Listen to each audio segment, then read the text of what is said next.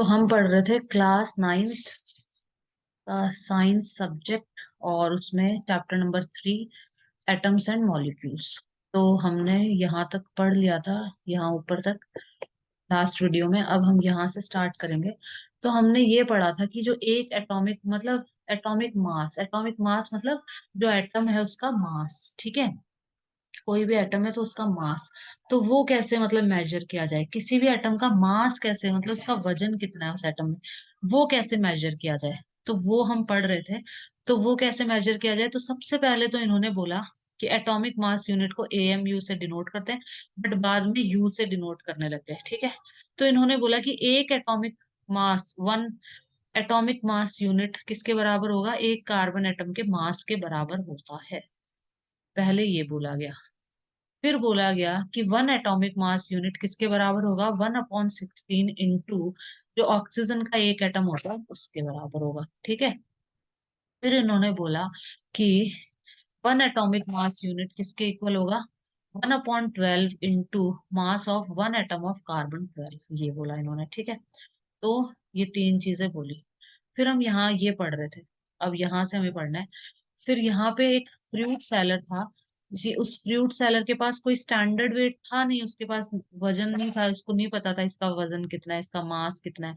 तो उसने बोल दिया कि इसका मास है 12, इसका मास है 12 kg। उसने मतलब मान लिया कि इसका मास है 12 kg, 12 यूनिट्स, मतलब यूनिट कुछ भी लगा लो आप, यूनिट केजी लगा लिया हमने, ठीक है। 12 kg। फिर उसने क्या करा, उसने इसके 12 इक्वल पीस कर दिए। इक्वल पीस कर दिए तो हर जो पीस हुआ वो 1 kg का हो गया ना, हर पीस। तो अब इससे वो नाप रहे सारे, बाकी जो चीजें ना वो इसको 1 kg मान के, ये दो बैरीज हैं तो ये 1 kg की हो गई, क्योंकि ये 1 kg है तो ये दोनों भी 1 kg के। इसी तरीके से मास मेजर किया गया एलिमेंट्स का, एटम्स का मास मेजर किया गया, ठीक है। कार्बन, ये इसको लेके कार्बन 12 का मास लेकर, और दूसरे एलिमेंट्स का मास मेजर किया गया, नापा गया।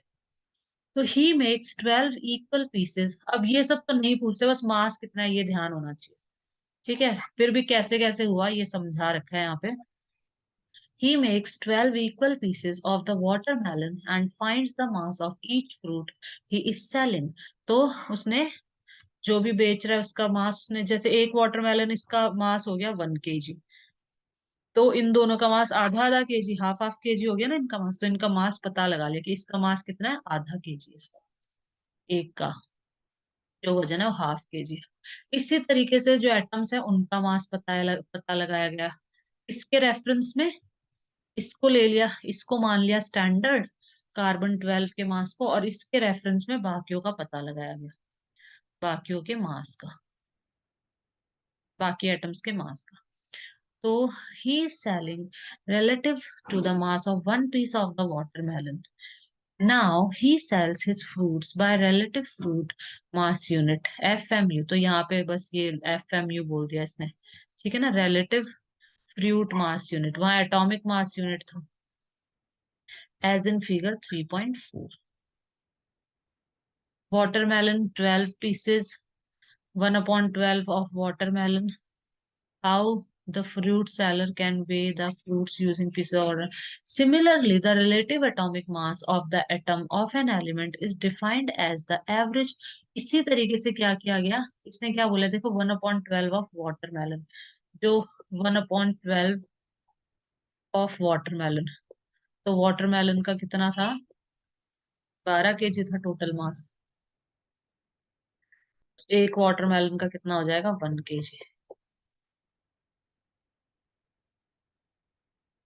Similarly, the relative atomic mass of the atom of an element is defined as the average mass of the atom so as compared to 1/12 the mass of one carbon atom। तो ये इससे compare करके इस तरीके से हमने मास पता लगाए हैं, जो कि ये है यहाँ पे दे रखे। Atomic masses of a few element, ये पता होना चाहिए, ठीक है। ये बस थ्योरेटिकल पता होना चाहिए कि मतलब हमने किस, इसका कार्बन 12 आइसोटॉप का यूज किया है, और 1/12 into mass of one atom of carbon 12, इसको स्टैंडर्ड मान के बाकियों के एटॉमिक मासेस हमने फाइंड किए हैं। बाकी जो एलिमेंट्स हैं उनके एटॉमिक मासेस पता लगाए गए हैं। जैसे एलिमेंट हाइड्रोजन है, इसका एटॉमिक मास होता है 1। देखो एटॉमिक मास को यू से डिनोट करते हैं अभी, ठीक है। यूनिफाइड मास बोला जाता है। कार्बन का एटॉमिक मास होता है 12। इसका एटॉमिक नंबर होता है 6, तो इसका मास हो गया 12। इसका एटॉमिक नंबर होता है 1, का मास भी 1 ही होता है, ध्यान रखना। नाइट्रोजन का एटॉमिक नंबर होता है 7, तो इसका मास हो गया 14, डबल होता है ज्यादातर का। ऑक्सीजन का एटॉमिक नंबर होता है 8, एटॉमिक नंबर का डबल कर लो तो मास हो जाता है। सोडियम का 11 होता है एटॉमिक नंबर। 11 का डबल 22 होता है ना, लेकिन 23 है इसका, ठीक है। थोड़ा सा ऊपर नीचे होता है किसी किसी में। मैग्नीशियम का 12 होता है एटॉमिक नंबर, तो इसका मास हो गया 24। सल्फर का एटॉमिक नंबर 16 होता है, इसका मास हो गया 32, 16 का डबल। क्लोरीन का एटॉमिक मास 17 होता है, तो 17 का डबल हो गया 34 होता है 17 का डबल, बट ये इसका मास है, ठीक है। कुछ में एक दो एक्स्ट्रा आते हैं। कैल्शियम, इसका मेरे ख्याल से 20 ही होता है, तो ये इसका हो गया 40। ठीक है, तो ये सब एटॉमिक नंबर है, ये एटॉमिक मासेस होते हैं। तो आगे चलते हैं। How do atoms exist. अब जो एटम्स होते हैं वो एग्जिस्ट कैसे करते हैं। एग्जिस्ट करना मतलब कहीं पे कैसे रहते हैं, वो कैसे एग्जिस्ट करते हैं। Atoms of most elements are not able to exist independently. ज्यादातर एलिमेंट्स के जो एटम्स होते हैं वो इंडिपेंडेंटली एग्जिस्ट नहीं करते, मतलब अकेले नहीं रह सकते वो। कंबाइंड फॉर्म में मिलेंगे, ठीक है ना, किसी के साथ जुड़ के रहेंगे। अकेले इंडिपेंडेंटली एग्जिस्ट नहीं करते। Atoms form molecule and ions. जो एटम है इन्हीं से तो मॉलिक्यूल बनता है, जैसे H2O है, तो ये एटम से तो मिलके बना है। इसमें हाइड्रोजन के 2 एटम है, ऑक्सीजन का 1 एटम है, तो जो मॉलिक्यूल है ये एटम से मिलके बना है। तो एटम फॉर्म मॉलिक्यूल, एटम से ही मॉलिक्यूल बनते हैं और एटम से ही आयंस बनते हैं। आयंस होते हैं जैसे Na+ हो गया, ये इनके बारे में पढ़ेंगे आगे, ठीक है ना। प्लस का मतलब होता है दे देना, इसने अपना एक इलेक्ट्रॉन दे रखा है। माइनस का मतलब होता है ले लेना, ठीक है ना। तो प्लस मतलब अच्छा इंसान है, तो वो देता है हमेशा, अच्छा इंसान। तो प्लस मतलब दे देना, ऐसे याद रखने की ट्रिक है। और माइनस का मतलब लेना, जैसे क्लोरीन है, भाई क्या कर रहे हो, Cl-। तो यहाँ पे क्या होगा, ये एक एटम ले रहा है, ठीक है?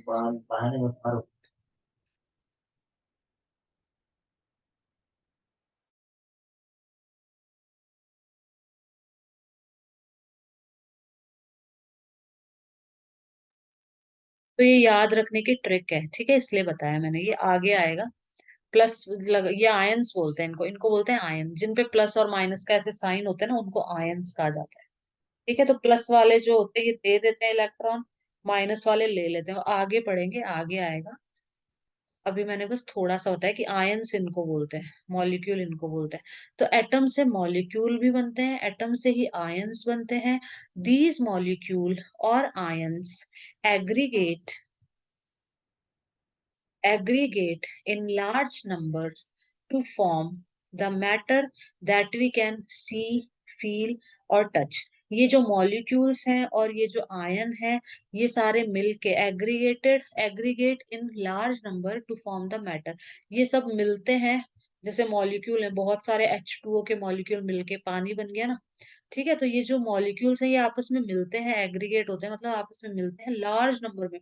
बहुत सारे H2O के मॉलिक्यूल आपस में मिलेंगे, जब जाकर एक बूंद पानी बनेगा, ठीक है। तो ये मैटर बनाते हैं that we can see, feel और टच, जिसको हम देख सकते हैं, फील कर सकते हैं और टच भी कर सकते हैं मैटर को, ठीक है। पानी भी मैटर है, सब कुछ मैटर है, सब कुछ, everything is matter which we can see. अब देखो, क्वेश्चन नंबर 1 है यहाँ पे, define the atomic mass unit. इसने क्या बोला है, इसने बोला है कि एटॉमिक मास यूनिट क्या होता है, डिफाइन करो। तो एटॉमिक मास यूनिट हमारा ये है, ये जो दिया है ना इन्होंने, ये है फाइनल। तो वन, यहाँ ये लिखना है, इसका आंसर है यहां से लेके यहां तक। वन एटॉमिक मास, ये फर्स्ट का आंसर है। One atomic mass unit is a mass unit equal to exactly 1/12 the mass of one atom of carbon 12। यहां तक इसका आंसर है।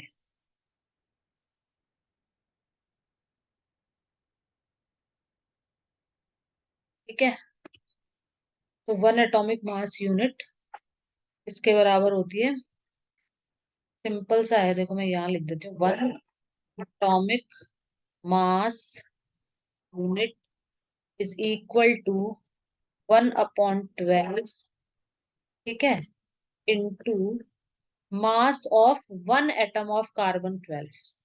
कार्बन 12 के एक एटम का मास यहाँ पे लिख देना है, तो ये 1 AMU के बराबर, बस इतना सा आंसर हो गया इसका। ये पूरा यहाँ से लेकर यहाँ तक ऐसे कैसा छापना है इसके अंदर। ठीक है, अब आगे चलते हैं। फाइनली हमने ये वाला मतलब एक्सेप्ट किया है ये, ठीक है, तो इसी को बताना है, ऊपर वाले नहीं बताने। ऊपर वाला ये था ना, ये 1/16, ये क्योंकि लास्ट में ये आ गया, इसको हमने अडॉप्ट कर लिया। ये भी नहीं बताना है, तो कार्बन 12 वाला बताना है, तो ये हो गया इसका answer. Next question, why is it not possible to see an atom with naked eyes? मतलब हम अपनी आंखों से एक एटम को क्यों नहीं देख सकते? क्योंकि जो एटम होता है वो बहुत बहुत छोटा होता है, बहुत ही स्मॉल साइज का होता है, उसको हम नैनोमीटर के अंदर मेजर करते हैं। ठीक है, और बहुत स्मॉल साइज के होते हैं, और ये इंडिपेंडेंटली एग्जिस्ट करते भी नहीं है। ठीक है, इस वजह से हम इनको अपनी नेकेड आई से नहीं देख सकते, क्योंकि बहुत छोटी साइज के होते हैं, इनको नैनोमीटर में मतलब इनका जो रेडियस होता है वो नैनोमीटर में मेजर किया जाता है, तो बहुत ही स्मॉल, वेरी स्मॉल साइज के होते हैं, और ये इंडिपेंडेंटली एग्जिस्ट भी नहीं करते, इसलिए हम इन्हें नहीं देख सकते। इतना सा लिखना है इसका आंसर। आज यहाँ तक ही करेंगे अपन। मॉलिक्यूल ये कितना बड़ा है देखिए, ये कल करेंगे, molecule of compound, molecules of element.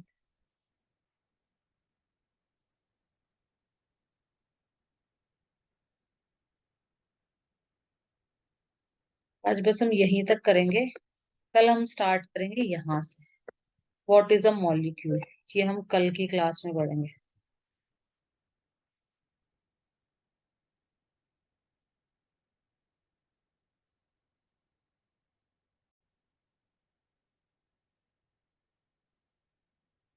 Hey guys, अगर आपको वीडियो अच्छा लगा हो तो प्लीज वीडियो को लाइक, शेयर और मेरे चैनल को सब्सक्राइब कीजिएगा।